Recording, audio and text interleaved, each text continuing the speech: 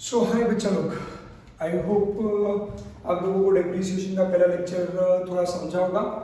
And सबसे मज़ेदार बात यह है कि डेप्रीसिएशन की अगर मैं बात करूं तो बहुत ही इंटरेस्टिंग चैप्टर है। आप समझने की कोशिश करें तो बहुत मज़ा आएगा। ग्रेजुएट अभी तक तो हम लोग सिर्फ एक ही लेक्चर हुआ था, इट्स टू अर्ली टू जज एनीथिंग, बट जब हम ये चैप्टर अच्छे से करेंगे कवर तो आई hope you will enjoy it a lot. बहुत सारी नई चीजें पढ़ने को मिलेंगी। एक नया, मैं जैसे पहले कह चुका हूँ, एक एंगल डेवलप होगा ये चैप्टर को देखने के लिए, right. By the meantime I hope you are enjoying. By the meantime आप लोग घर पे थोड़ा थोड़ा पढ़ाई भी कर रहे हो एंड आई होप बाकी इस समय का भरपूर इस्तेमाल भी कर रहे होंगे, राइट। क्या पक्का? चलो, सो आज हम क्विकली आगे बढ़ेंगे और हम हमारे इंट्रोडक्शन को कंटिन्यू करेंगे। मैंने आपको कहा था, अगर पिछले लेक्चर में आपको याद होगा, कि मैं हेडिंग देता जाऊंगा और हेडिंग देके हम लोग एक पॉइंट अंदर का डिटेल डिस्कस करते जाएंगे, राइट। क्या तो बच्चा लोग, मेरा मेन पॉइंट क्या है समझे। हम अभी तक पहला पार्ट ही पढ़ रहे हैं, दैट इज बेसिक्स, जिसको आप बोल सकते हो कि आप लोग कहीं पर इंट्रोडक्शन पढ़ रहे हो पहले चैप्टर का। तो अब थोड़ा अभी तक अपना इंट्रोडक्शन चल रहा है। इंट्रोडक्शन में अभी तक हमने थोड़ी चीजें पढ़ी है, अभी तक और बहुत छोटी छोटी चीजें पढ़नी बाकी है, राइट। क्या तो जो भी पहला वाला मैंने बेसिक पार्ट पढ़ा हुआ है, इंट्रोडक्शन पार्ट पढ़ा है, जिसको हमने जो एक्चुअल नाम दिया था वो पहला थ्योरेटिकल पार्ट दिया हुआ था, कि जो स्टार्टिंग का थ्योरी है, इंट्रोडक्शन है, बेसिक है, हम पहले वो थोड़ा कंप्लीट कर लेना चाहेंगे। जिनको जानने में इंटरेस्ट है सर इस चैप्टर में और बहुत क्या क्या है, तो उसके ऊपर मैं आऊंगा। तो मैं अगर आपको थोड़ा आइडिया दे दूँ, ओवरव्यू दे दूँ, तो पहले हम बहुत सारी कुछ थ्योरी और बेसिक पॉइंट डिस्कस करेंगे इस चैप्टर में। फिर हम लोग हमारे एक बहुत ही इंपॉर्टेंट पॉइंट्स के ऊपर आएंगे, दैट इज मेथड। मेथड किस चीज के मेथड्स है? Method of recording depreciation. मैं ये अलग से कवर कराऊंगा, ये आपके बुक में मॉड्यूल में अलग से नहीं है, बट मैं इसको बहुत डिटेल में कवर करूंगा अलग से, मेथड ऑफ रिकॉर्डिंग डेप्रीसिएशन। फिर उसके बाद हम और एक हेडिंग पढ़ेंगे जो हमारी आगे की मेन हेडिंग है, that is method of calculating depreciation. तो आपको मेथड्स ऑफ कैलकुलेटिंग डेप्रीसिएशन, जिसको हम बोलते हैं मेथड्स ऑफ असर्टेनिंग डेप्रीसिएशन। ये वो मेथड्स है जिसमें आप डेप्रीसिएशन क्या करते हो? असर्टेन करते हो। असर्टेन मतलब क्या करते हो? फाइंड आउट करते हो। क्या आप लोगों को याद है? क्या यही वो हेडिंग है जो मेन आप लोगों ने आज तक सोचा? आपके मन में जब भी डेप्रीसिएशन आता है तो आप इसी के बारे में सोचते हो, that is method of calculating depreciation. Methods of calculating depreciation मतलब क्या? दैट इज आपकी वही स्ट्रेट लाइन, WDV ऐसे पढ़ी है ना अपन ने। और भी बहुत सारी मेथड्स में आऊंगा, बट मैं फ्रैंकली बोलूं, लोग डेप्रीसिएशन चैप्टर को ना इस हेडिंग के नाम से जानते हैं। बच्चों के मन में क्या रहता है, जब भी पूछा कि डेप्रीसिएशन मतलब क्या, तो चलता हाँ वही ना जिसमें स्ट्रेट लाइन है, WDV है। बेटा नहीं, आप उस बेचारे को इंसल्ट कर रहे हो। उस चैप्टर में आपको परेशान करने के लिए स्ट्रेट लाइन, WDV और बहुत कुछ। तो हम लोगों ने अनफॉर्चुनेटली इस चैप्टर को इसी हेडिंग के नाम से समझा, या हमारे लिए ये चैप्टर बस SLM WDV समझ लिया या पढ़ लिया तो हमारे लिए वो चैप्टर खत्म हो गया। हम वो माइंडसेट लेके चलते हैं जो इनकम्प्लीट और इनकरेक्ट है। ऐसा नहीं कि SLM WDV कर लिया मतलब हो गया। इस चैप्टर में बहुत कुछ है पढ़ने जैसा। कंटेंट वाइज बात करूं तो there is lots and lots of content to be covered in this chapter. बढ़ूं आगे, सो मेक श्योर कि आप लोग इस चैप्टर को सिर्फ उतने नजरों से, उतने नैरो रिस्पेक्ट से ना देखें। बेटा उसके बाद इस चैप्टर में जब हम आगे बढ़ेंगे तो अगला पॉइंट जो हम पढ़ने वाले हैं, दैट इज पहले हम बेसिक इंट्रोडक्शन पढ़ेंगे जो अभी तक हमारा कंप्लीट नहीं हुआ। फिर हम मेथड्स ऑफ रिकॉर्डिंग डेप्रीसिएशन, बेटा रिकॉर्डिंग मतलब जिसको मैं कहूंगा डेबिट क्रेडिट कैसे करते हैं वो पढ़ेंगे। फिर हम पढ़ेंगे मेथड्स ऑफ क्या, calculating depreciation, that is straight line, WDV, और भी बहुत सारी मेथड्स हैं, काफी पढ़ने हैं यहाँ पर। मैं सस्पेंस नहीं खोलूंगा, आएंगे हम उसके ऊपर। और जो अगला पार्ट आप लोग जो पढ़ते हो उसका नाम बड़ा इंटरेस्टिंग, हेडिंग बड़ा interesting, that is change in method of depreciation.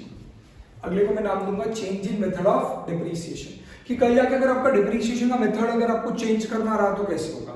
Now this is something very interesting. So बहुत मजेदार चर्चा होगी, डिस्कशन को मजा आएगा इसमें। मैं आपको कह रहा हूँ बहुत ही इंटरेस्टिंग चैप्टर, आपको बहुत कुछ पढ़ने को मिलेगा, राइट। लाइफ इतनी बोरिंग नहीं होगी जितनी आपको लग रही है। डन। चल, उसके बाद आप लोगों का आता है change in estimate. Sir estimate में कैसे चेंज होता है, क्या होता है? मैं आपको कहा ना बहुत कुछ पढ़ना है, मैं भी फिलहाल उसको डिटेल में नहीं जा रहा हूँ, सिर्फ आपको हेडिंग बता रहा हूँ। और लास्ट में एक हेडिंग है आपकी revaluation of assets and liabilities. पर इसमें रिवैल्यूएशन ऑफ ऑब्वियसली किसकी बात करेंगे हम यहाँ पे, वो वाला रिवैल्यूएशन नहीं, हम पार्टनरशिप वाला, ये थोड़ा अलग है। पर रिवैल्यूएशन ऑफ एसेट ऑब्वियसली कौन से एसेट की बात करेंगे हम लोग यहाँ पर, ये जो फिक्स एसेट्स जो अपना चैप्टर जिससे डील कर रहे हैं। अब अगर मैं क्लियर कट बता दूं तो पहला पार्ट और ये आखिरी पार्ट ये थ्योरेटिकल पार्ट है, बीच का सारा कंसेप्ट इसके ऊपर सम्स है। तो first and the last part will be entirely theory, यहाँ पे प्रोविजंस पढ़नी है और बाकी का पूरा पार्ट आपका यहाँ पर आ जाएगा। डन। अच्छा, अब मैं इंट्रोडक्शन की बात करूं तो जो ए हेडिंग था, जो बेसिक इंट्रोडक्शन पढ़ रहे थे, उसमें अपन ने पहला पॉइंट पढ़ लिया, दैट इज इंट्रोडक्शन, राइट। अब मैं आपके नोट्स के हिसाब से चलूंगा, नोट्स के हिसाब से अगर बात करूं तो पहला पॉइंट अपन ने कर लिया इंट्रोडक्शन। मैं अब मेरा थोड़ा सीक्वेंस, नोट्स के सीक्वेंस के हिसाब से अगर करूं तो मैं उसके हिसाब से डिस्कस नहीं करूंगा, मैं नोट्स का जो एक सेकंड पॉइंट उसको पेंडिंग रखूंगा। पहले मैं एक छोटा सा थ्योरेटिकल डिस्कशन पहले कर लूं, that is objective of calculating depreciation, उसके ऊपर थोड़ा आ जाते हैं, राइट। अपने थ्योरी और इंट्रोडक्शन में बहुत कुछ है, अपन एक एक करके पढ़ेंगे। पहले हेडिंग मैंने कर लिया इंट्रोडक्शन, अपने बेसिक डेफिनेशन समझ लिया डेप्रिसिएशन का क्या है। अब मैं उसके साथ आज फटाक से एक पॉइंट क्लियरली कवर करना चाहूंगा जिसका नाम है objectives of calculating depreciation. Again एक थ्योरेटिकल पॉइंट है पर कॉन्सेप्चुअली बहुत इंपॉर्टेंट है, क्योंकि इस पे जब हम डिटेल चर्चा करेंगे तो आप सम अच्छे से सॉल्व कर पाओगे। तो अगर आपको सम्स फटाक से और पॉजिटिवली सॉल्व करना है तो आपको कंपल्सरीली इस मुद्दे पे डिटेल में अच्छे से चर्चा करनी पड़ेगी, तो ही आप आगे का कवर कर पाएंगे। बढ़ूं आगे, श्योर। चलो एक एक करके आते हैं। अपना इंट्रोडक्शन आया, ऑब्जेक्टिव पे आते हैं। अब बुक छोड़ दे 2 मिनट के लिए, ए बुक छोड़, बुक नहीं, इधर इधर देख भाई, अरे इधर इधर इधर, अरे प्लीज बुक क्या, अरे इधर आगे सब।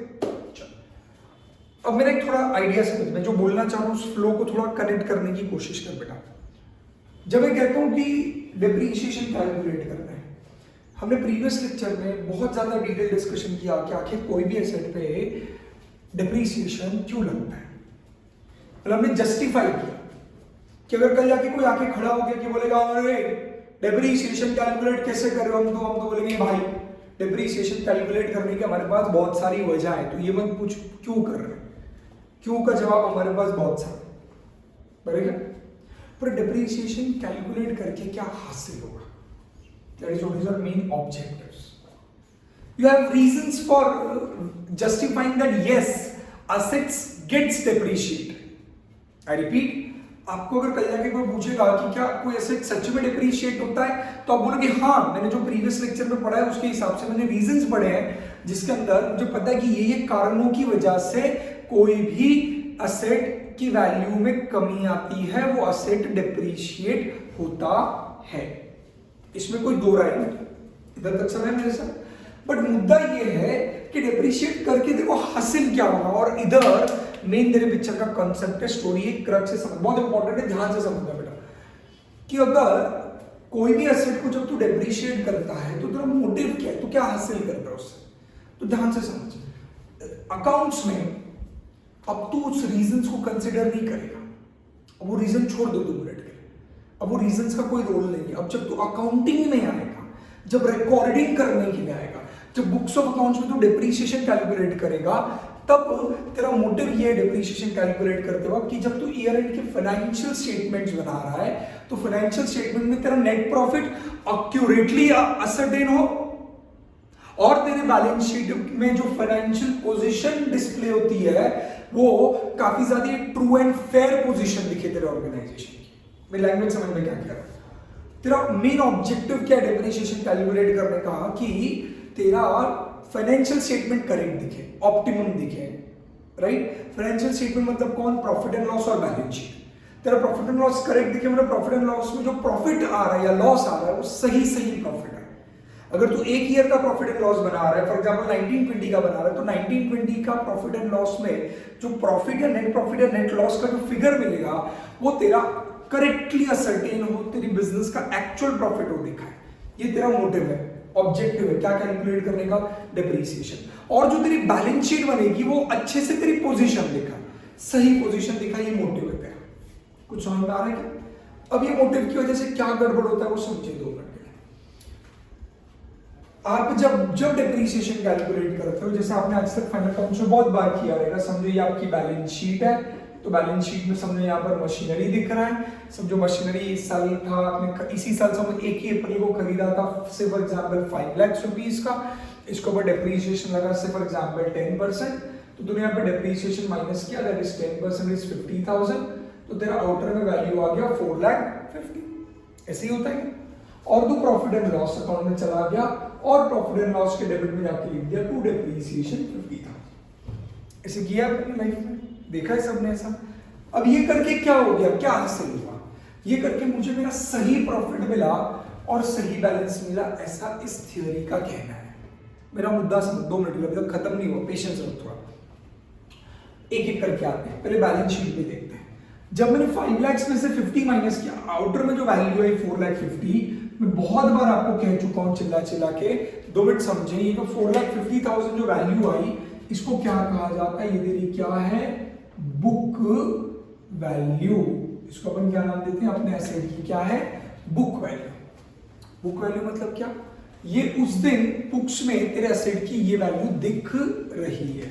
मेरा पॉइंट समझने की कोशिश कर, this book value is never equal to market value.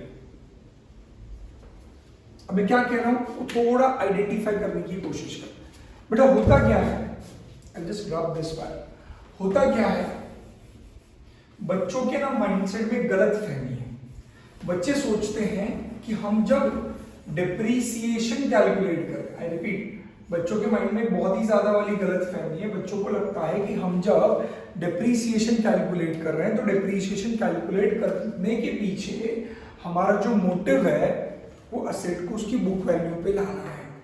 ऐसे बहुत सारे बच्चे सोचते हैं। नाउ ट्राई टू अंडरस्टैंड, ये गलत सोच है।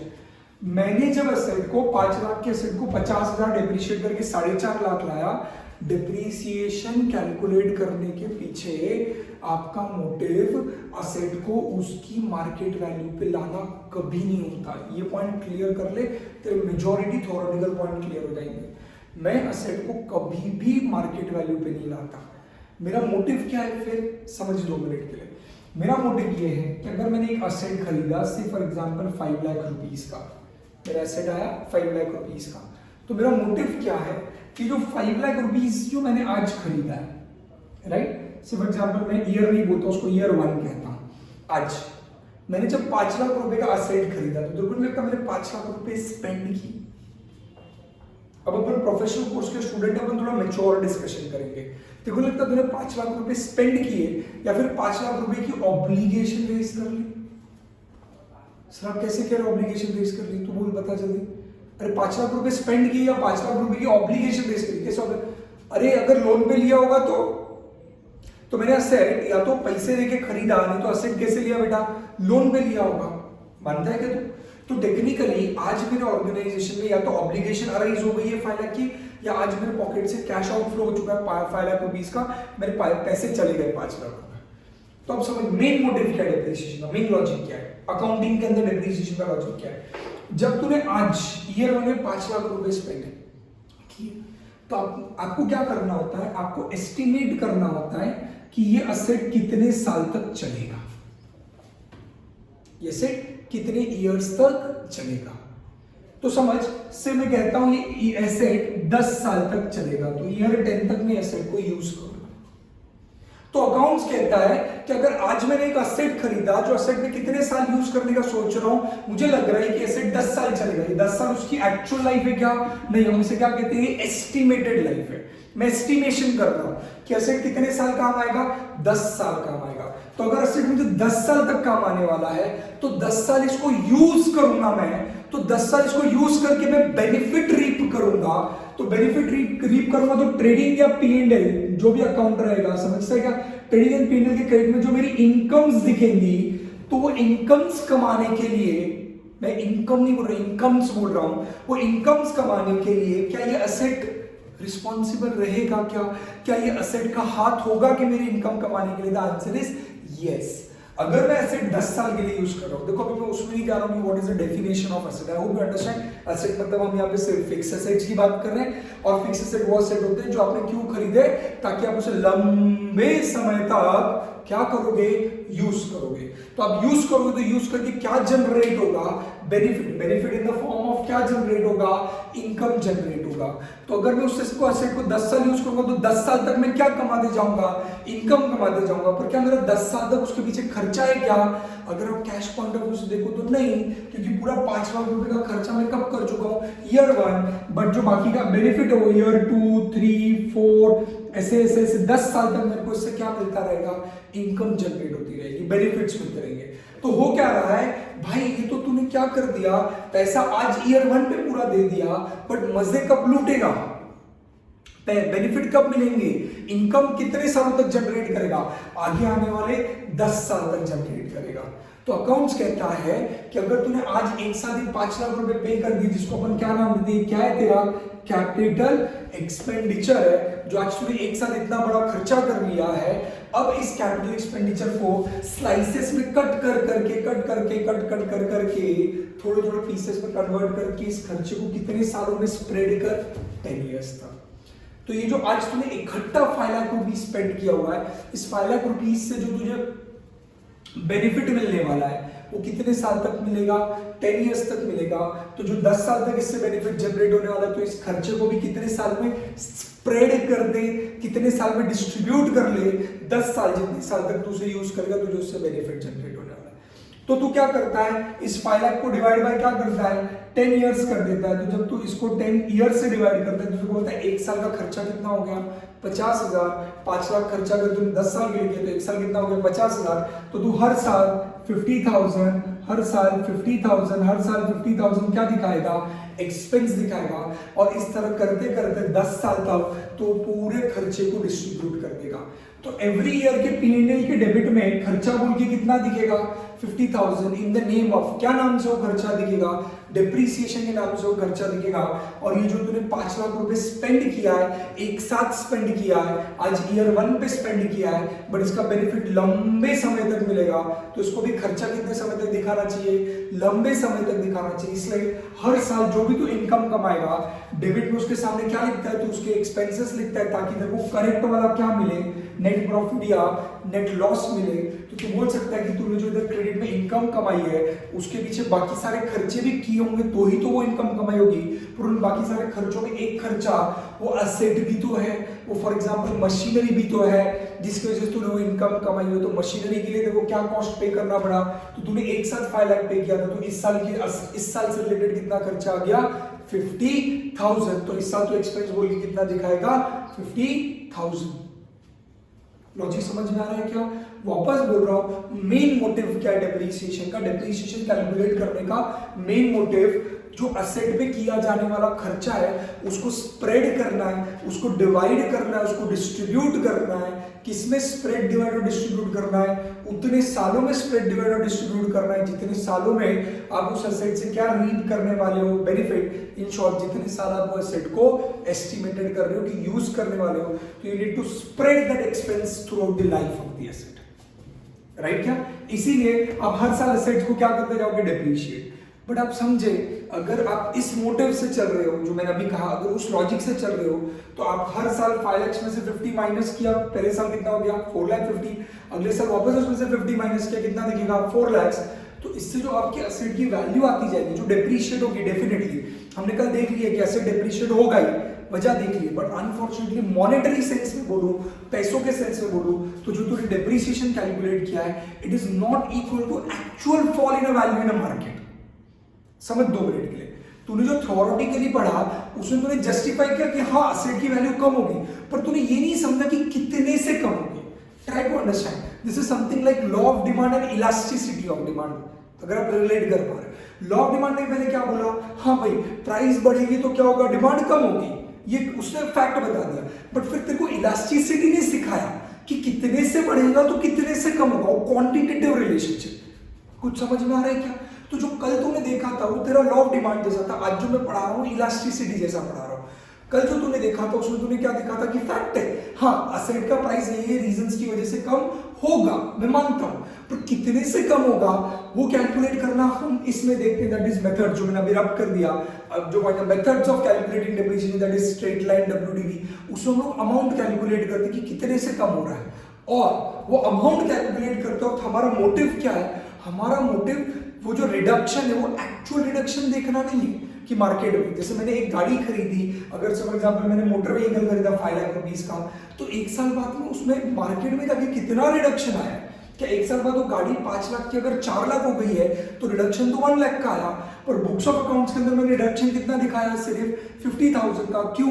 क्योंकि मेरा मोटिव असेट को मार्केट वैल्यू पे लाना नहीं है। मेरा मोटिव डेप्रिसिएशन कैलकुलेट करते हो एक्चुअल फॉल इन वैल्यू, मार्केट में सच में उस एसेट की वैल्यू में कितना गिरावट आया है वो ढूंढना नहीं होता। मेरा मोटिव डेप्रिसिएशन कैलकुलेट करते हो ये देखना होता है कि जितने साल में एसेट यूज करने वाला हूं उतने साल में क्या मैं उस डेप्रिसिएशन मतलब एसेट के कॉस्ट को स्प्रेड कर पा रहा हूं क्या, और उस हिसाब से पर ईयर कितना रिडक्शन आ रहा है वो रिडक्शन में रिकॉर्ड करता हूं। तो देखो रिडक्शन होगा ये सच है, मार्केट में वैल्यू गिरेगी ये सच है, पर जितने वैल्यू से उसकी अमाउंट में रिडक्शन आ रहा है, एसेट की अमाउंट में रिडक्शन आ रहा है, that is not going to be the actual amount of depreciation calculated in our subject accounting. Account subject के अंदर जो डेप्रिसिएशन होता है that is not a representation of actual reduction in the value of the asset in the market, because our motive is not to bring the value to the market value. कुछ समझ में आ रहा है मैं क्या discuss कर रहा हूं? बैठ रहा है कुछ दिमाग में मैं क्या बोल रहा हूं? आ रहे सब लोग मेरे साथ? पक्का? देख लॉजिक समझ 2 मिनट में, देखो वापस इसको ऊपर जस्टिफाई करना चाहूंगा।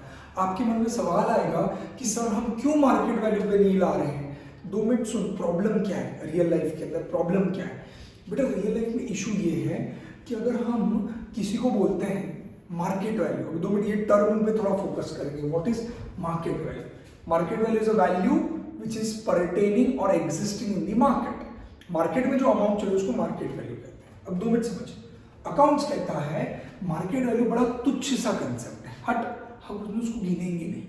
अकाउंट्स कहता है मार्केट वैल्यू ये हमारे लिए कोई बेस नहीं है, कोई भी बेसिस ऑफ डिसीजन नहीं है। क्यों मार्केट वैल्यू हमारे लिए डिसीजन नहीं है? क्योंकि समझ market value is very much of subjective concept. समझ, मेरा आईफोन 11 है, एक साल यूज कर लिया मैंने खरीदते वक्त 70,000 का खरीदा था, मैं एक साल यूज करके जाता हूँ, मार्केट में जाता हूँ, मार्केट में यश के पास जाता हूँ, यश को तो यश बोल तू कितनी वैल्यू में लेगा, तो यश बोलता मैं 50,000 में लूंगा। यश बाहर में मार खाएगा। तो मैं जाता हूँ वो किसके पास, सिर्फ एग्जाम्पल में किसके पास गया? नीरज के पास गया। नीरज को तो अक्ल ही नहीं है, उसको पता ही नहीं आईफोन 11 क्या है। वो बोलता मैं 20,000 रुपये में लूंगा। मन तो किया चप्पल उतार के इतना मारू उसको, राइट? वो बोलता मैं 20,000 रुपये में लूंगा। मैं बोला अरे भाई आईफोन 11 में उसको जस्टिफाई करना भी छोड़ दो ना भाई, बात करके मतलब नहीं, निकलो चलो। मैं तीसरे के पास गया, फिर मैं हमारे आदित्य के पास गया। आदित्य बोला आदित्य कितना देगा? आदित्य बोलता सर मैं 40,000 दूंगा।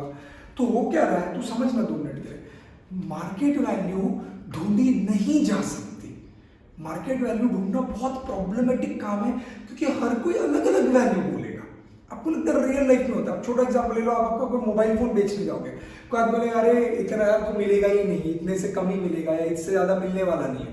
पर मार्केट में जाते तो मार्केट में शायद कोई और रेट होता है। 4 अलग अलग लोगों के पास जाओगे, 4 अलग अलग लोग अलग अलग रेट बोलेंगे।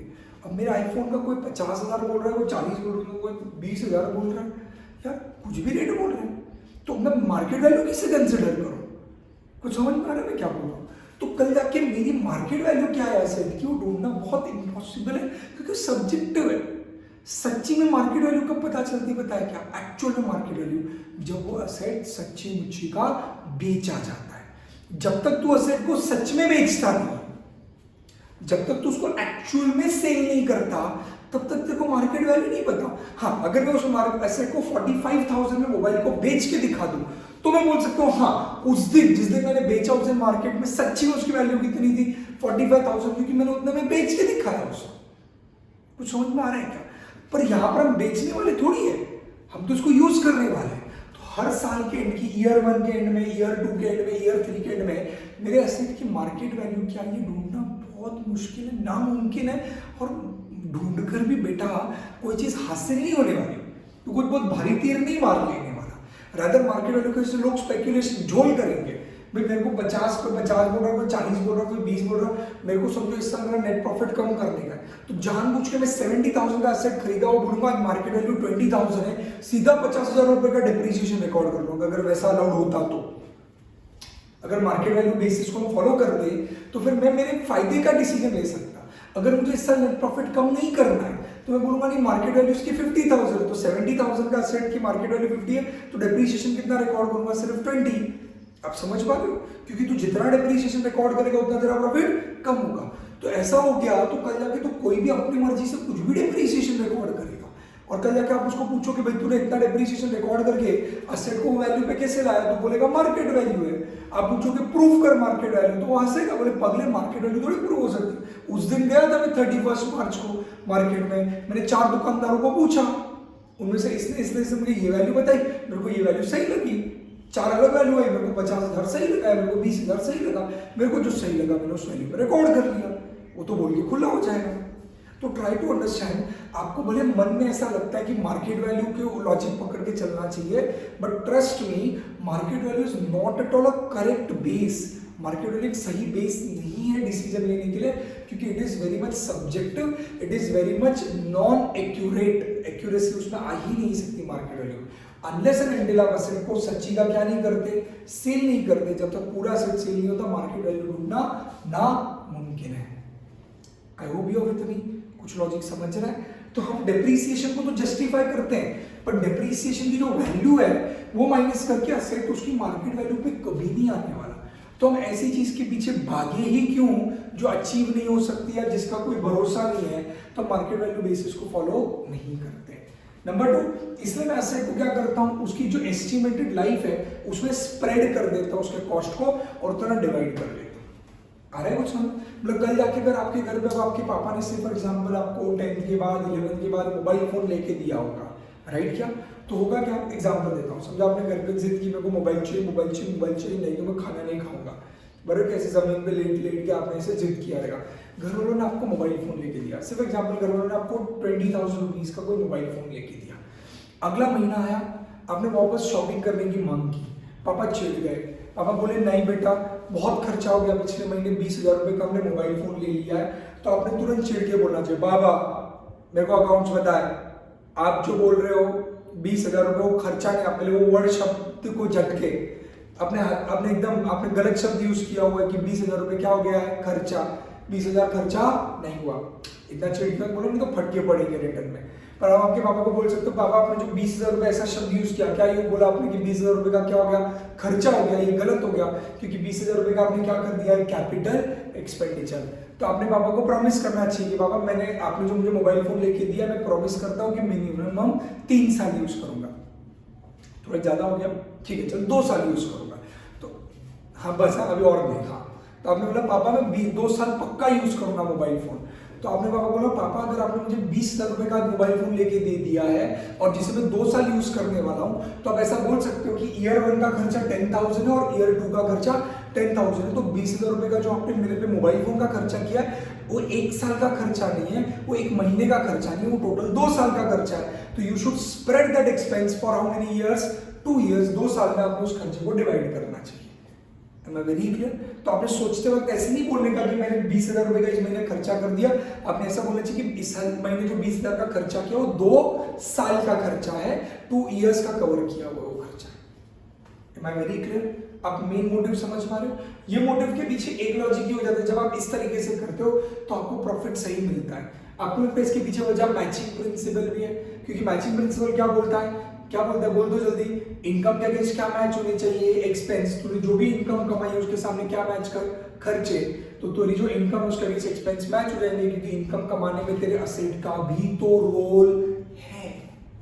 बेटा असेट रोल प्ले करता है, जैसे फॉर एग्जांपल फर्नीचर, आप बोलोगे सर फर्नीचर क्या रोल प्ले करेगा, तो ऑब्वियसली तो ऑफिस में थोड़ी नीचे मांडी डाल के बैठने वाले, तो वो खुर्चा लगेंगी ना यार, कस्टमर लोग आएंगे उनको बिठाने के लिए तो वेटिंग की जगह बनाएगा ही ना।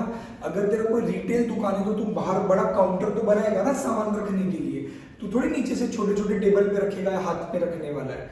तो भले ही तेरे को लगता है कि मशीनरी एक्चुअली तेरे इनकम कमाने में हेल्प करती है, ऐसा नहीं होता। मशीनरी तो तेरे प्रोडक्शन के काम आती है।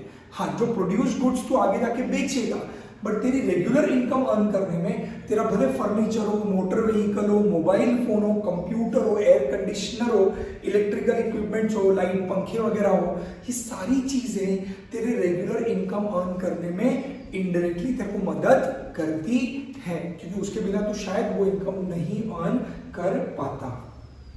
समझ में आ रहा है मैं क्या बोल रहा हूँ? आई होप ये आपको ये मोटिव समझ में आ रहा है। आ जाए 2 मिनट के लिए नोट्स पे, चलें डन। सो हम लोग फटाक से नोट्स उठाएंगे और नोट्स में मैं जो बोल रहा हूँ आप लोगों को क्विकली देखेंगे, हम रीड करेंगे फटाक से। आगे सब लोग चलें। तो नोट्स में हम सबसे पहले आएंगे पहले पॉइंट के ऊपर, इंट्रोडक्शन। और ये जितना बोल रहा हूँ उतना ही रीड करना है, पहले वो समझ लें। इंट्रोडक्शन, पहले इंट्रोडक्शन में क्या दिया आपको? Concept of depreciation. मैंने आपको कह दिया पहली चीज, अब से हम डेप्रिसिएशन किसके ऊपर कैलकुलेट करते हैं? Fix assets. याद आ रहा है क्या? बड़ी गड़बड़ है आपसे, क्या गड़बड़ है बोल? जब से नया अकाउंटिंग स्टैंडर्ड 10 आया है, नया अकाउंटिंग स्टैंडर्ड 10 आया, अब हम फिक्स एसेट्स को फिक्स एसेट्स न कहकर वो लोग क्या नाम से रेफर करते हैं? नया अकाउंटिंग स्टैंडर्ड 10 का भी नाम यही है, पीपीई। पीपीई को मैं प्यार से कहूंगा पीपीई, बट एक्चुअल नाम क्या है उसका? Property, plant and equipment. तो उन्होंने देखो सबसे पहले आपको डेफिनेशन जो दिया हुआ है वो किसका दिया हुआ है? पीपीई का। Property, plant and equipment are tangible items. मतलब मेनली ये लोग डिस्कशन किसका करने वाले? टैंजिबल आइटम्स का, राइट? ये क्यों बोल रहा हूं मैं? क्योंकि accounting standard 10 mainly tangible items को ही कवर करता है, इंटेंजिबल्स के लिए बाकी के अकाउंटिंग स्टैंडर्ड्स हैं। इसलिए मैं ये जो डेफिनेशन पढ़ रहा हूँ डेप्रिसिएशन से रिलेटेड इनडायरेक्टली है, क्योंकि ये सिर्फ AS 10 के बारे में फिलहाल जो डिस्कशन किया गया है।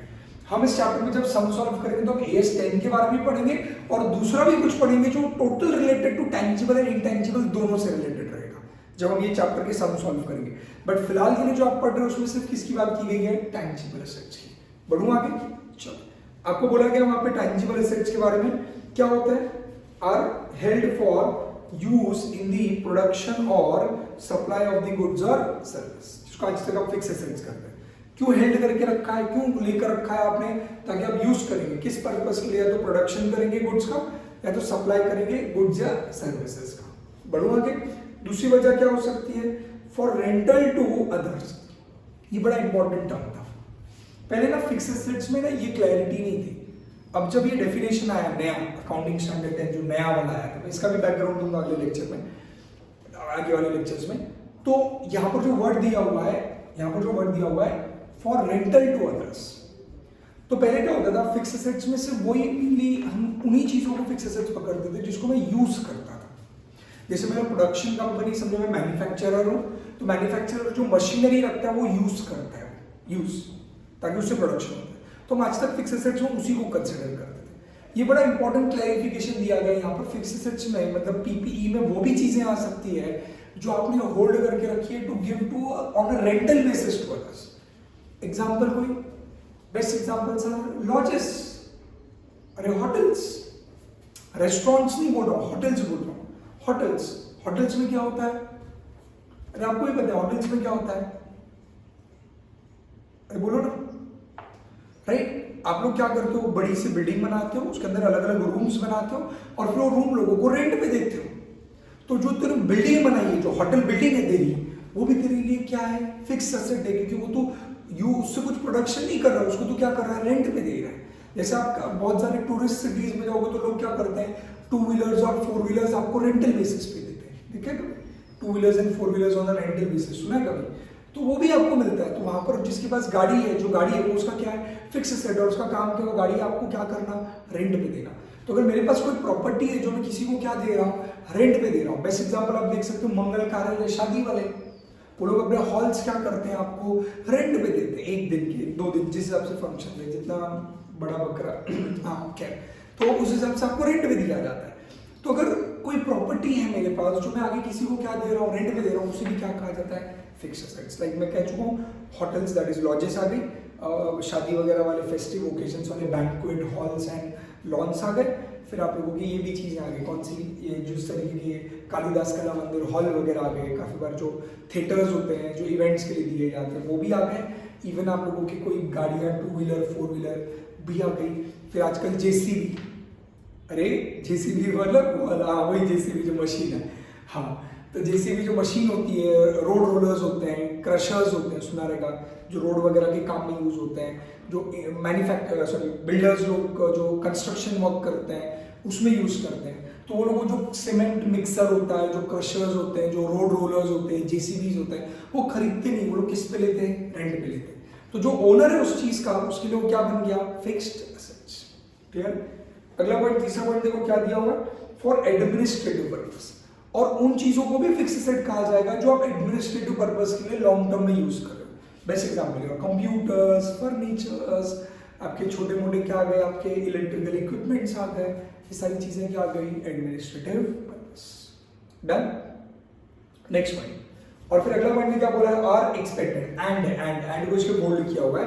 ये तीन चीजें तो आ गई, दैट इज पहली चीजें कौन सी आ गई? जो आप प्रोडक्शन के लिए या फिर supply of goods and services के लिए होल्ड करोगे, रेंटल टू अदर्स के लिए यूज करोगे, एडमिनिस्ट्रेटिव पर्पस के लिए यूज करोगे। एंड सबसे important, are expected to be used during more than a period of 12 months. Use करोगे बट कितने समय के लिए? 1 साल से ज्यादा के लिए। बढ़ू आगे।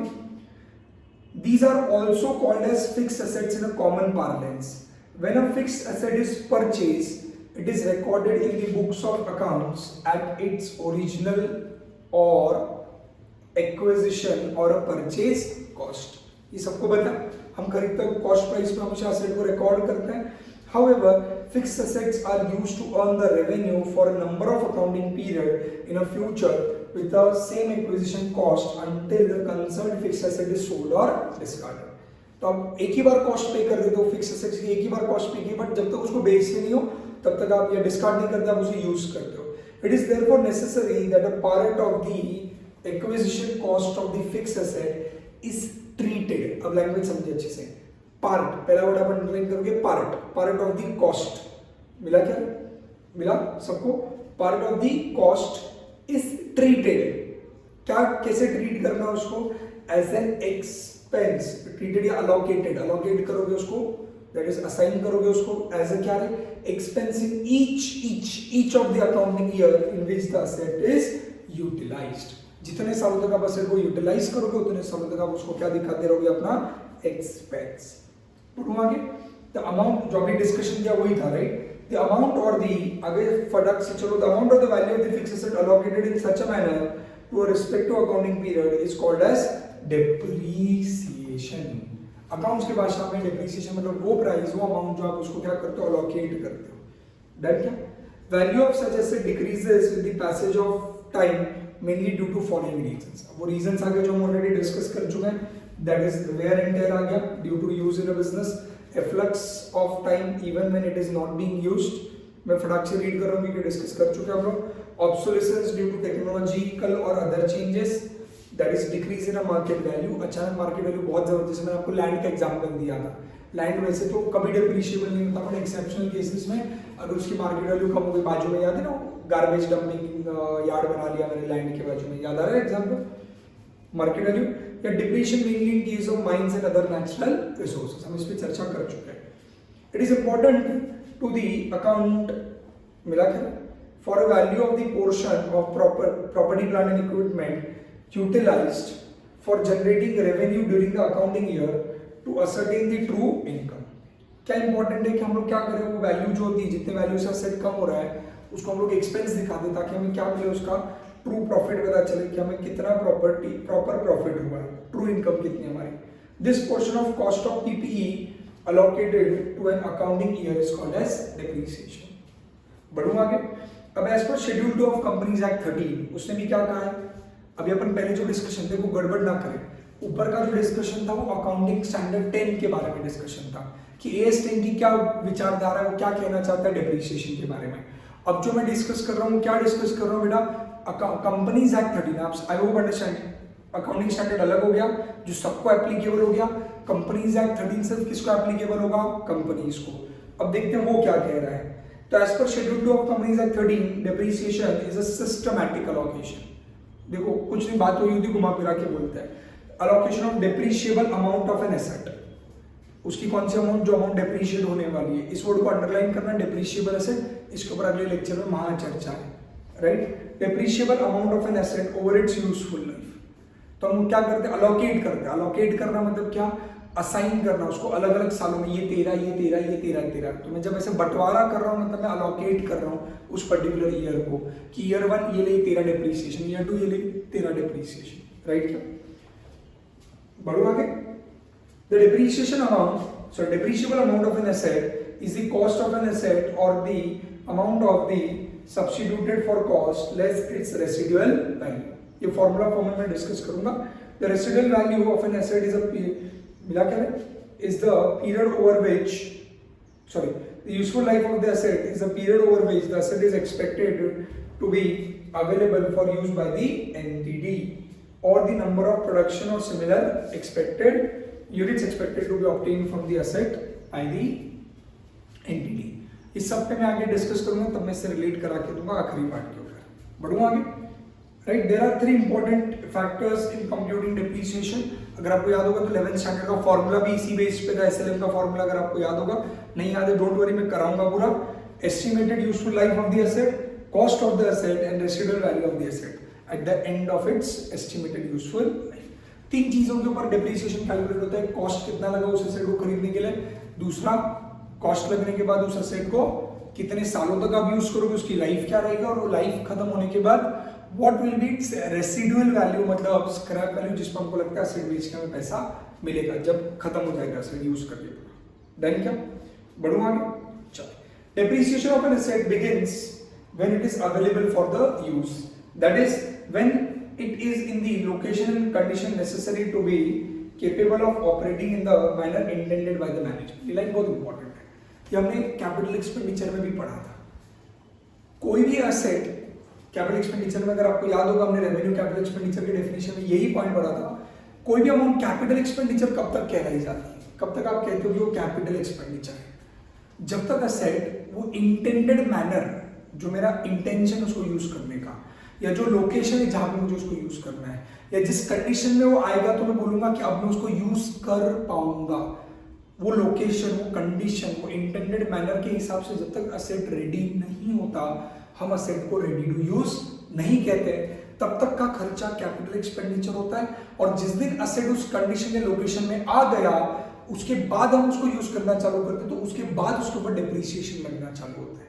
देखिए समझे मैं क्या कहना चाह रहा हूँ, try to understand the logic, right. I just explain it again, ये ऑलरेडी कैपिटल रेवेन्यू एक्सपेंडिचर वाले पार्ट में हम डिस्कस कर चुके हैं। बेटा जब मैं कोई एसेट खरीदता हूँ तो एसेट जब तक रेडी टू यूज नहीं होता, मैं एक बार वापस मेरा एग्जांपल रिपीट करूंगा। आपको एक गाड़ी वाला एग्जांपल दिया था, तो मैंने एक कार खरीदी, शोरूम में गया कार खरीदने के लिए, बिजनेस के लिए कार यूज करनी थी। शोरूम वाले को बोला यार एक शोरूम वाले काम कर, मस्त है ना, उसको चकाचक मैकव्हील्स लगा दे। बोला सर 4 लाख की कार थी, उसका और आपको 40,000 रुपये लगेगा। बोला पैसे की चिंता नहीं है, लगा दे। तो उसने मैकव्हील लगाया, बोले काम कर उसको बोले ना और कोटिंग कर दे, एकदम जबरदस्त शाइन मारनी चाहिए। बोले सर 5,000 रुपये लगेंगे। बोला क्या बोला, तो मैं पहले क्या बोल चुका हूँ, पैसे की चिंता नहीं है, लगा। वो बोला सर, मैं बोला एक काम कर उसको ना ऊपर से अपना मस्त उसके ऊपर की व्हील्स, वो पेरिफेरल्स लगा दे ऊपर अलग से, उसको एकदम भारी भारी स्पोर्टी लुक देने के लिए वो लगा दे। फिर उसको ये कर वो कर, ऐसा करते करते 4 लाख का एसेट बन गया 5 लाख का। उसमें सारी चीजें ऐड होती गई, क्योंकि जब तक एसेट रेडी टू यूज नहीं हो रहा था, जितना भी मैं एक्सपेंस कर रहा था सारा क्या आ रहा था, कैपिटल एक्सपेंडिचर था। तब तक एसेट के ऊपर किया जाने वाला कैपिटल एक्सपेंडिचर, याद आ रहा है कुछ। एक बार इवन इंश्योरेंस भी अगर आप निकालते हो रेडी टू यूज के पहले, पहला इंश्योरेंस जो गाड़ी का होता है वो आपको गाड़ी हाथ में मिलने से पहले तक, जब आपके शोरूम वाले ने फाइनली आपको चाबी दी गाड़ी की, तब गाड़ी was in a location and a condition for your intended use. अब आप जिस तरीके से उसको यूज करना चाहते हो उस कंडीशन में वो गाड़ी आ चुकी है, अब वो रेडी टू यूज हो गया। हमने वहां पे पढ़ा था, वहां पे क्या पढ़ा था, इसके बाद जो रेगुलर खर्चे रहेंगे गाड़ी के, वो कौन से एक्सपेंडिचर होता है, रेवेन्यू एक्सपेंडिचर, जो एसेट के कॉस्ट में ऐड नहीं होते हैं, जो P&L को डेबिट जाते हैं, याद होगा अगर आपको तो। बट मैं कह रहा हूं इससे और एक चीज मैं यहां पर ऐड करना चाह रहा हूं कि जब एक बार एसेट रेडी टू यूज हो गया, मतलब उस कंडीशन लोकेशन पे आ गया, उसके बाद से उसके ऊपर डिप्रिसिएशन लगना चालू होता है।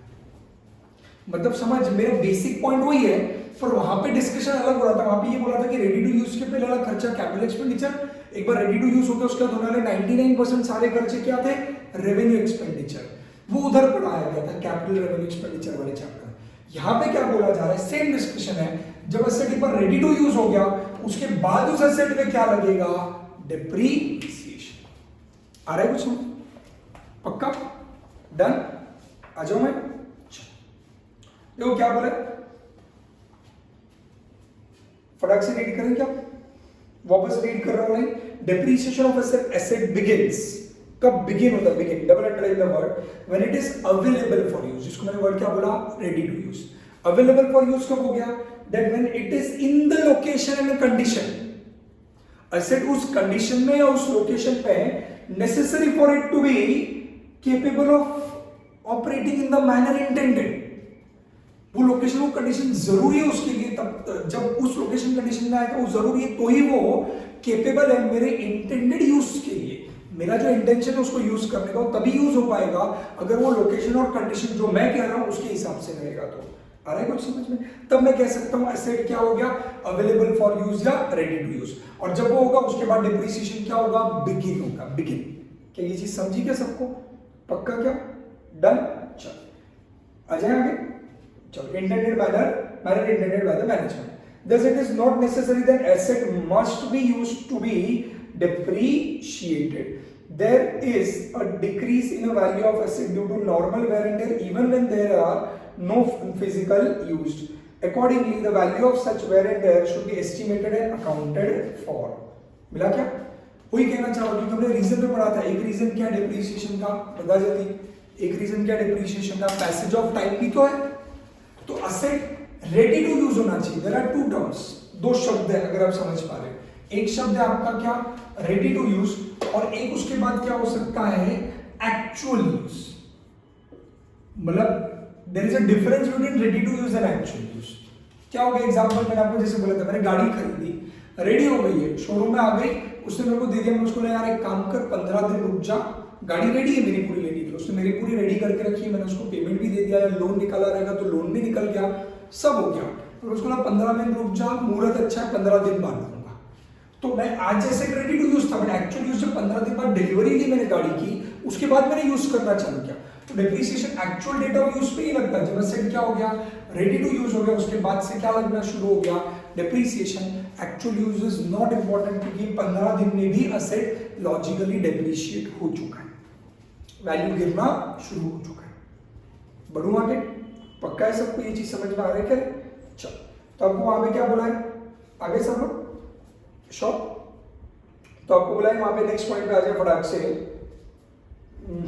Depreciation is allocated so as to charge a fair portion of the depreciable amount in each of the accounting period during the expected useful life of the asset. The loss in the value of asset employed for carrying on a business being an essential element of business expenditure. ये depreciation, जो value आपका asset की गिर रही है, जो reduction in the value of asset है, ये भी एक तरीके से important खर्चा है ताकि आप correct profit निकाल सको। It is necessary to calculate the amount of such loss and to make a provision and therefore arrive at an amount of profit and loss made by the business. उसको record करना जरूरी है। Basically, the cost of asset used for the purpose of business has to be written off over its क्या economy, that is not physical life. इसकी भी चर्चा मैं करूंगा जब आगे आऊंगा। What is the difference between economic life and physical life? Short में बता दूं तो इकोनॉमिक लाइफ मतलब मैं जितने साल यूज करने का इंटेंशन है, फिजिकल लाइफ मतलब जितना साल यूज होगा। तो मैं समझ में क्या कर रहा हूँ, इकोनॉमिक लाइफ मतलब जितना साल मेरा इंटेंशन है इकोनॉमिकली मैंने उसको यूज करना चाहिए। फिजिकल लाइफ मतलब जितना साल मैं उसको यूज एक्चुअली कर सकता हूँ। जैसे एग्जाम्पल, मैंने समझो मैं फॉर एग्जाम्पल कैब ड्राइवर हूँ या मेरा कैब एजेंसी है, मेरे पास 4 कार है जो मैं रेंट पे देता हूँ। भाई वही अपना शिरडी जाना रहा, देवलाली तपोवन, इधर उधर, शनि शिंगणापुर, वनी घुमाने, नासिक दर्शन, सब घुमाने के लिए मेरी गाड़ियाँ चलती है। बाहर आउट ऑफ नासिक भी हम लोग गाड़ियाँ रेंट भी देते हैं। तो मेरा कैब ऑपरेटर का बिजनेस, मैं कैब रेंट भी देता हूँ लोगों को। तो मेरे पास 4 गाड़ियाँ हैं। तो क्या वो 4 गाड़ियाँ मेरा फिक्स्ड एसेट है, पीपी है? हाँ, ऊपर डेफिनेशन में पढ़ा, रेंटल बेसिस वाले भी फिक्स एसेट आ गए। तो मेरी 4 गाड़ियाँ हैं जो मैं रेंट पे देता हूँ, टूर कैब पे देता हूँ, टूर बेसिस पे। अब ये कैब जो मैं दे रहा हूँ आपको रेंटल बेसिस के ऊपर, तो मैं समझने की कोशिश करें, ये जो कैब है ये यूज जैसे होती जाएंगी, डेप्रिशिएट होती जाएंगी। अब वहां पे देखो हमने क्या लाइन पढ़ी, पहले लाइन समझो, वहां पर उन्होंने क्या बोला, इकोनॉमिक और फिजिकल, ये 2 वर्ड बोले। अब वो गाड़ी की अगर मैं लाइफ पूछूं तो बोले यार मैंने से फॉर एग्जाम्पल कोई XYZ कंपनी की गाड़ी खरीदी, भाई वो सेल्समैन बोलता सर ये गाड़ी तो 15 साल आराम से चलेगी। और मे बी सच भी है, मे बी उस गाड़ी का जो बेसिक इंजीनियरिंग है वो इतना स्ट्रॉन्ग है, उसके अंदर के जो स्पेयर्स हैं, पार्ट्स हैं, वो इतने हाई लेवल के हैं कि मे बी वो 15-20 साल गाड़ी चल जाए। 15 साल उसकी क्या है, फिजिकल लाइफ। पर मेरे को पता है अगर कोई भी गाड़ी 7 साल से पुरानी हो जाती है, फॉर एग्जांपल 7 साल ओल्ड गाड़ी के पीछे धीरे धीरे मेंटेनेंस का खर्चा बढ़ जाता है, तो इट्स बेटर कि मैं 7 साल बाद गाड़ी बेच दूं। तो भले मैंने गाड़ी खरीदते वक्त मुझे पता है उसकी फिजिकल लाइफ 15 साल है, मतलब चलाऊं तो 15 साल चल सकती है, पर एक लेवल के बाद उसको यूज करना मेरे को परवड़ेगा नहीं, क्योंकि उसका रिपेयर मेंटेनेंस कॉस्ट इतना बढ़ जाएगा, उसका एवरेज इतना गिर जाएगा गाड़ी का, तो उससे अच्छा नहीं लेना पड़ा। तो मैंने मेरे लिए लाइफ कितनी एस्टिमेट कर ली, मे बी 7 ईयर्स या मे बी 10 ईयर्स, जब ये एग्जाम्पल कंटिन्यू करूँ तो मे बी 10 ईयर्स। तो उसकी मेरे लिए इकोनॉमिक लाइफ क्या है, 10 ईयर्स, बट फिजिकल लाइफ क्या है उसकी 15 ईयर्स। जैसे बेस्ट एग्जाम्पल, आज भी स्कूटर चलाते लोग, बजाज स्कूटर, अरे देश की धड़कन धक धक, अरे आज भी बजाज स्कूटर चलती है, राइट। तो बजाज स्कूटर आज भी चला रहे, तो उसकी तो इकोनॉमिक लाइफ कब की खत्म हो चुकी है, बट फिजिकल लाइफ अभी तक खत्म नहीं, चल सकता है। हम यहाँ पर कौन सी लाइफ देखेंगे, इकोनॉमिक की फिजिकल, इकोनॉमिक। वापस आ जा, लास्ट पॉइंट देख फटाक से, जल्दी कंडाला नहीं, यहाँ पे ध्यान दे। Basically the cost of asset used for the purpose of business has to be written off over its economic and not the physical life. कितने सालों में राइट ऑफ करोगे, इकोनॉमिक लाइफ जितने साल की होगी, which necessarily must be estimated। obviously हमें पता नहीं होता, हम हमारे अंदाजे से चलते हैं, राइट। क्या a point to remember is that usually at the end of the economic life an asset has some value as a scrap otherwise, क्योंकि end of the economic life कुछ वैल्यू उसकी नॉर्मली बचती है, क्योंकि उसकी physical life खत्म नहीं, physical life के बाद उसकी वैल्यू जीरो हो गई। बजाज स्कूटर आप चला चला के एक दिन खत्म कर दी, अब जब बेचने जाओगे तो जिसको बेचने जाओगे बोलेगा भाई मैं इसके को कुछ नहीं दे रहा, दूंगा तो 100-200 मार्जिनल अमाउंट मिलेगा। Is that very clear? पर अगर आप बीच में बेचोगे, इकोनॉमिक लाइफ में बेचोगे, तो आपको उसकी स्क्रैप वैल्यू डेफिनेटली मिलने वाली है, रेसिडुअल वैल्यू मिलेगी। बढ़ो क्या, चलो। The amount to be written off in year should be such which will reduce the book value of the asset at the end of the economic life to the estimated scrap value.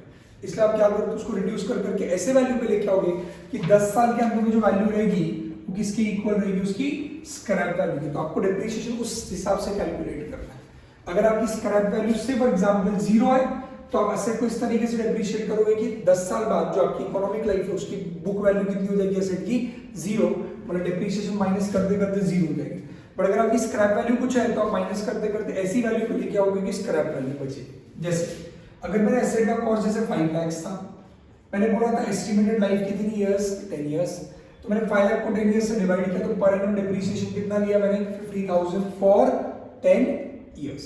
But मुझे लगता है कि नहीं यार, 10 साल बाद इसकी scrap value आने वाली है 40,000, तो मुझे पता है 5 लाख में से 40,000 मेरा मिलेगा, मेरे को कब मिलेगा, 10 साल बाद, तो मैं उसको इसमें से क्या कर लेता हूँ, माइनस।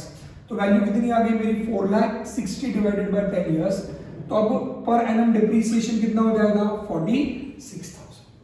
मतलब अब 5 लाख के एसेट में से 5 लाख के एसेट में से मैं हर साल कितना माइनस करूंगा, 46,000, कितने सालों तक, 10 सालों तक। तो 46,000 10 सालों तक माइनस करूंगा, माइनस कितना हो जाएगा, वापस वही अमाउंट आएगा, मैं मल्टीप्लाई कर रहा हूं तो वापस अमाउंट क्या आ जाएगी, 4,60,000।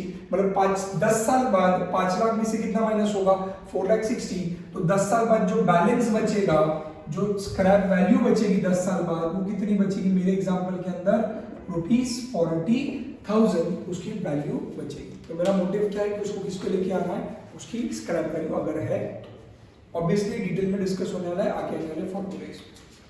देन क्या, बढ़ू मैं आगे, श्योर।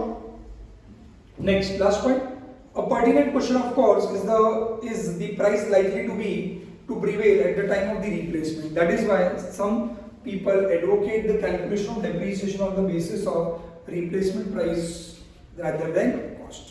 इसको पेंडिंग रखना, इसको ब्रैकेट करके इंपॉर्टेंट मार्क करके पेंडिंग लिख के रखना। डेफिनेटली मैं इसको डिटेल में कराऊंगा क्योंकि इस पर चर्चा बहुत ज्यादा होने वाली है। चैप्टर 1 का भी अपने एक यूनिट छोड़ा हुआ, अगर आपको याद रहेगा, वो इससे रिलेटेड है, तो वो पूरा एक साथ लिंक लगा के मैं पूरा एक साथ कराऊंगा। इसको 2 मिनट के लिए छोड़ूंगा, अभी जितना मैंने कराया वो समझ। लास्ट पॉइंट, अगले पेज पर पाओगे आपको ऑब्जेक्टिव्स ऑफ डेप्रिसिएशन मिलेंगे, जो आज मैं डिस्कस कर रहा था। ऑब्जेक्टिव्स ऑफ डेप्रिसिएशन में पहला ऑब्जेक्टिव था टू करेक्ट इनकम मेजरमेंट। अगर आप डेप्रिसिएशन कैलकुलेट करोगे तो हर साल आप डेप्रिसिएशन पीरियड को डेबिट करोगे, जो इनकम के अगेंस्ट मैच होगा, और आपको जो अमाउंट मिलेगी करेक्ट नेट प्रॉफिट मिलेगा। दूसरा, true position of the obviously आपकी ऑर्गेनाइजेशन की, आपका असेट अगर आप सिर्फ 5 लाख पे दिखाओगे तो रॉन्ग हो जाएगा हर साल। इसलिए हर साल डेप्रिशिएट करने की अच्छी बात यह है कि आपके बैलेंस शीट की ट्रू पोजीशन दिखते आपको पता है कि असेट पिछले साल 5 लाख का था, इस साल 5 लाख से इस साल 4,50,000 हो चुका है। ऑब्वियसली इस पॉइंट को एक लिमिटेशन है कि ये जो वैल्यू है मार्केट वैल्यू की इक्वल नहीं है, तो आप ऐसा नहीं बोल सकते कि 100% ट्रू पोजीशन दिखाता है, but obviously it is better than nothing. 5 lakh के बेटर में तो 4,50,000 है, क्योंकि आपको पता है कहीं ना कहीं एसेट की वैल्यू कम हो रही है, भले वो अमाउंट एक्चुअली मैच ना हो, रियल रिडक्शन मार्केट वैल्यू में जो आ रहा है। डन क्या?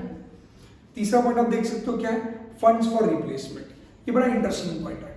आप जब डेप्रिसिएशन कैलकुलेट करते हो तो आपको पता भी चलता है कि मेरा असेट इतने से कम हो रहा है।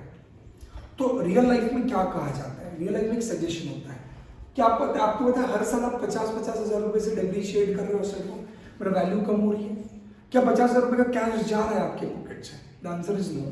पूरा 5 लाख का कैश पहले ही चला गया। पर आपको नहीं लगता 10 साल बाद ये असेट खत्म हो जाएगा, तब आपको वो टाइम पे नया असेट खरीदना पड़ेगा? तो काफी लोगों का क्या कहना होता है, एक अच्छा ऑप्शन क्या देते हैं आपको कि अगर आप हर साल 50,000 रुपए का डेप्रिसिएशन लगा रहे हो तो क्या करें, उतना अमाउंट बाजू पे निकाल के रख लें। कितना? 50,000 रुपए। हर साल 50,000 से जितने से असेट रिड्यूस हो रहा है उतना इन्वेस्ट कर लें, ताकि एक पॉइंट ऑफ टाइम पे जाके जब आपका असेट की वैल्यू क्या हो जाएगी, 0, पर आपने उतना अमाउंट का अप्रोक्सीमेटली 5 लाख रुपीस इन्वेस्ट करके रखे रहेंगे, प्लस उसके ऊपर इंटरेस्ट आएगा, तो 10 साल बाद आपको जब नया असेट खरीदना होगा तो आपके पास पैसे पड़े होंगे, तो आपको अगली बार टेंशन नहीं रहेगा। इसलिए ये भी एक थॉट होता है कि जब आपके असेट की वैल्यू में क्या आ रहा है, डेप्रिसिएशन है, तो जितने से आपके असेट की वैल्यू कम हो रही है आप उतने से क्या करें, जितने से रिडक्शन आ रहा है उतने का क्या करें, अमाउंट बाजू में इन्वेस्ट करके रखें, ताकि जब असेट रिप्लेस होगा, जब इसकी लाइफ खत्म हो जाएगी, आपको नया लेना पड़ेगा, तब आपके पास फंड्स अवेलेबल रहेंगे। इसलिए तीसरा ऑब्जेक्टिव क्या है, फंड्स फॉर रिप्लेसमेंट अरेंज कर लेने का फायदा होता है ये मेथड का। और लास्ट चीज होती है ascertainment of true cost of production, क्योंकि जब आप ये कॉन्सेप्ट इधर का नहीं, कॉस्टिंग सब्जेक्ट का है, कॉस्टिंग का, कि अगर मैं फॉर एग्जांपल ये पेन मैन्युफैक्चरर की बात करूं, जिसने ये पेन बनाया रहेगा, इसने पेन के कॉस्ट में क्या इंक्लूड किया रहेगा, आई होप यू अंडरस्टैंड। पहले क्या निकाला रहेगा, सीपी में ऐड क्या किया रहेगा, पी ऐड करके क्या मिला रहेगा, SP, that is selling price. तो कॉस्ट प्राइस जो आया रहेगा, कॉस्ट प्राइस कैसे आया रहेगा, try to understand here, right. तो आपने जब कॉस्ट प्राइस ढूंढना रहेगा तो कॉस्ट प्राइस में पी ऐड करके एसपी ढूंढना रहेगा, बट कॉस्ट प्राइस में क्या आया रहेगा, कॉस्ट प्राइस में रॉ मटेरियल का खर्चा ऐड किया रहेगा आपने, आपको प्रोडक्शन करने के लिए जो प्रोसेस करना पड़ता है, प्रोसेसिंग का जो कॉस्ट आया रहेगा वो भी आपने इंक्लूड किया रहेगा इसमें। डन है क्या? अब अगर आपने सही तरीके से डेप्रिसिएशन किया है तो अकाउंट्स सब्जेक्ट की नहीं बात कर रहा मैं, कॉस्टिंग नाम का एक और एक सब्जेक्ट आपको मैं बता चुका हूं ब्रांचेस ऑफ अकाउंटिंग के अंदर, कॉस्टिंग नाम का एक और एक सब्जेक्ट है। कॉस्टिंग सब्जेक्ट कहता है, ये जो भी डिस्कशन है कॉस्टिंग का चल रहा है, कि कॉस्टिंग कहता है कि आपने जो मशीनरी यूज की थी ये पेन प्रोड्यूस करने के लिए, उस मशीनरी का डेप्रिसिएशन भी किस में ऐड करो, कॉस्ट प्राइस में ऐड करो। तो डेप्रिसिएशन कैलकुलेट करने का और एक ऑब्जेक्टिव क्या है कि आपको सही क्या मिलनी चाहिए, कॉस्ट प्राइस। जैसे छोटा सा एग्जांपल, आप एक रेस्टोरेंट में जाते हो, एकदम बारीक एग्जांपल है, आखिरी एग्जांपल, उसका लेक्चर खत्म होगा, ध्यान दे। रेस्टोरेंट में जाते हो आप लोग, रेस्टोरेंट में जब आप जाते हो आप समझे एक बहुत ही अच्छा रेस्टोरेंट है, वेरी गुड एम्बियंस, एसी, बहुत अच्छे से लोग सर्व कर रहे हैं आपको, बहुत मस्त एम्बियंस है, एकदम गुड क्लीन, महंगा खर्चा करके आपके टेबल्स हैं ऊपर, बहुत अच्छे आपके यहाँ पर झूमर, लाइटिंग सब बहुत अच्छा किया हुआ है। और एक सादा रेस्टोरेंट जाते हो, अब दोनों जगहों पे अगर कोई प्रोडक्ट ऑर्डर करते हो, से फॉर एग्जांपल आपने दोनों जगहों पे जाकर पाव भाजी ऑर्डर की, हाँ मतलब अरे होगी किसी को पसंद यार, इट्स ओके, तो दोनों जगह पे पाव भाजी ऑर्डर की, तो ठीक है मैं समझ सकता हूँ शायद दोनों जगहों पे जो पाव भाजी ऑर्डर की जा रही, दोनों के लगने वाले जो इंग्रेडिएंट्स उसकी क्वालिटी में शायद थोड़ा बहुत फर्क हो, 2-5 रुपये ऊपर नीचे, शायद इसके पाव ज्यादा महंगे और अच्छे क्वालिटी में, उसके थोड़े मीडियम रहेंगे, जो भी फर्क रहता होगा, वो फर्क को नहीं है, बट फिर भी आप देखेंगे प्राइस में डबल या बहुत ज्यादा फर्क आएगा, बहुत बड़ा फर्क आएगा प्राइस के अंदर। क्यों प्राइस में, क्यों आपके सेलिंग प्राइस में दोनों जगहों में फर्क आएगा, क्योंकि जो बहुत अच्छे एम्बियंस वाला दुकान है उसे खर्चा भी तो उतना किया है, तो वो जो खर्चा करता है, खर्चा मतलब कि उसने बहुत ज्यादा अच्छा फर्नीचर खरीदा, इंटीरियर बहुत अच्छा बनाया, तो उसका फिक्स सेट बन गया जो 3-4 साल 5 साल चलेगा, 2-3 साल तो कम से कम चलेगा। तो वो जो प्रोडक्ट बना के बेच रहा है, जो एक पाव भाजी, कोई सब्जी बना, कोई जो भी चीज वो बेच रहा है, हर एक प्रोडक्ट में वो अपना जो कॉस्ट प्राइस निकालेगा उसमें थोड़ा सा क्या इंक्लूड करेगा, depreciation of that table, that interiors, उसका वैल्यू भी ऐड करेगा। इसलिए आप जितने बड़े होटल में जाओगे, मे बी फूड क्वालिटी की वजह से प्राइस डिफरेंस रहेंगे, वो डिनाई नहीं कर रहा, but apart from food quality difference जो है वो सिर्फ फूड क्वालिटी का डिफरेंस नहीं है, या उसका एक डिफरेंस उसका स्टैंडर्ड का डिफरेंस है, क्योंकि उसने इंफ्रा पे ज्यादा खर्चा किया हुआ है तो उसका कॉस्ट भी तो लगाएगा अपने इसमें, तो डिप्रिसिएशन उधर भी काम आता है। I hope is that very clear. तो आपको ट्रू प्रॉफिट समझेगा, आपकी पोजीशन समझेगी, आप रिप्लेसमेंट के लिए तैयारी कर पाओगे और आपका सही सीपी कॉस्ट प्राइस निकल पाएगा अगर आप डिप्रिसिएशन कैलकुलेट करते हो तो these all were the objectives of calculating depreciation को आपको एक बार रीड करना है। Am I very clear? Done. आगे का बेसिक हम अगले लेक्चर में कंटिन्यू करेंगे। तब तक I hope you are going through the everything. आपको रीड कर लेना वो पहला पार्ट जो मैंने करा और ऑब्जेक्टिव जो करना है। Have a nice time, bye bye, take care and make sure you are very positive in the life and अच्छी अच्छी चीजें आसपास देखा करें एंड please utilise this time to improve yourself introspection करके अपने अंदर जो भी सुधार ला सकते हो उसको सुधारने की कोशिश करें and most importantly stay home, stay safe. Bye bye.